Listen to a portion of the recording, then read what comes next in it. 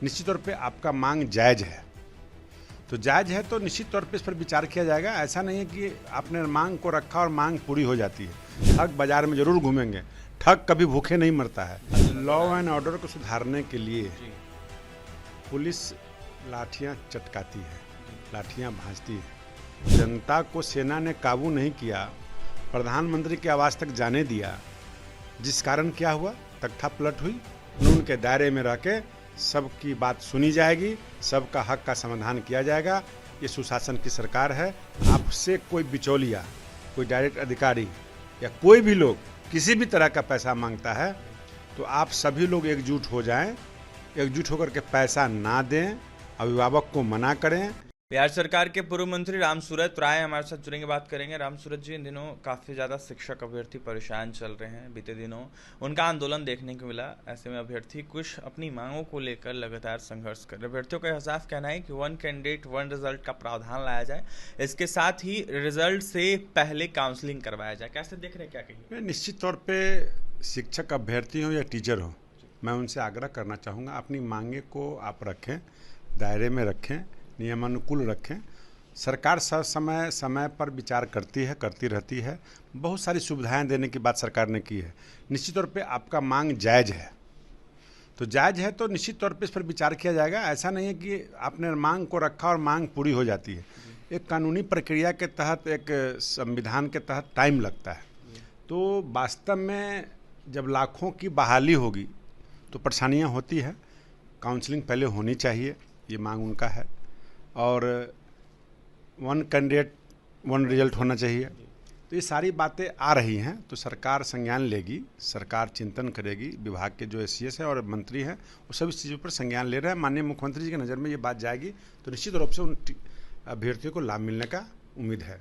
जो आंदोलन हुआ बीते दिनों, उसमें देखा गया कि अभ्यर्थियों के ऊपर पुलिस बर्बरतापूर्वक अपनी लाठियां बरसाते नजर लॉ आ रही एंड है। ऑर्डर को सुधारने के लिए जी पुलिस लाठियां चटकाती है, जी लाठियां भांजती है। कुछ लोगों को चोट भी लगती होगी, पिटाई भी होता होगा, कुछ लोग गिर भी जाते होंगे। ये घटनाएं होती रहती हैं। तो अगर इतनी व्यवस्था, विधि व्यवस्था को अगर कायम नहीं किया जाएगा तो फिर बांग्लादेश वाली हाल हो जाएगी। जनता को सेना ने काबू नहीं किया, जी जनता को सेना ने काबू नहीं किया, प्रधानमंत्री के आवास तक जाने दिया, जिस कारण क्या हुआ, तख्ता पलट हुई। आज लोकतंत्र वहाँ बांग्लादेश में समाप्त हो गया। तो निश्चित तौर पे लोकतंत्र और संविधान को बचाने के लिए जो कानून बने हैं, कानून के दायरे में रह के सबकी बात सुनी जाएगी, सबका हक का समाधान किया जाएगा। ये सुशासन की सरकार है, आप चिंता न करें। रामसूरत जी, ओएमआर को लेकर काफ़ी ज़्यादा सवाल उठ रहे हैं। इसकी जिम्मेदारी जो है वो बिल्ट्रॉन को दे दी गई है। अभ्यर्थियों के द्वारा कहा जा रहा है कि फ़ोन आना शुरू हो गया है, पैसे मांगे जा रहे हैं। तो ऐसे में जो ओएमआर का जिम्मा दिया गया है, अभ्यर्थी कह रहे हैं कि धांधली इससे होगी। देखिए, OMR जी जो बिल्ट्रॉन के थ्रू काम किया जाता है, जी मैं तमाम बिहार के वैसे बच्चों को कहना चाहूँगा कि आज हर सबके हाथ में मोबाइल है, जी सबके हाथ में मोबाइल है, सबके मोबाइल में रिकॉर्डिंग है। जी आपसे कोई बिचौलिया, कोई डायरेक्ट अधिकारी या कोई भी लोग किसी भी तरह का पैसा मांगता है तो आप सभी लोग एकजुट हो जाएं, एकजुट होकर के पैसा ना दें, अभिभावक को मना करें। क्योंकि हम लोग जब राजनेता हैं और राजनीति में हैं तो हम लोगों के पास भी ऑफर आता है जी कि सर मेरा पैरवी कर दीजिए, और एक लाइन में बड़ी आसानी से जनता इस बात को कहती है कि जो लगे हम देंगे, जरा मेरा काम कर दीजिए। लेकिन सरकार के अंदर बैठी हुई जो सरकार है, सब पारदर्शिता के तहत ट्रांसपेरेंट तरीके से ऑनलाइन व्यवस्था बनाई गई है। आप घबराइए नहीं, ठग बाजार में ज़रूर घूमेंगे, ठग कभी भूखे नहीं मरता है। तो क्या है कि ठग 100 आदमी से कलेक्शन कर लेगा। उस 100 आदमी में से अगर 20 आदमी का सिलेक्शन हो जाएगा, अगर 5 लाख रुपए के हिसाब से कैंडिडेट का वसूली किया उन्होंने, तो 1 करोड़ तो उसके घर में फ्री में आ गया ना। और बच गया कि वो ठग अगर ईमानदार है तो बाकी को रुपया वापस करेगा, नहीं तो वो भी ठग लेकर भाग जाएगा।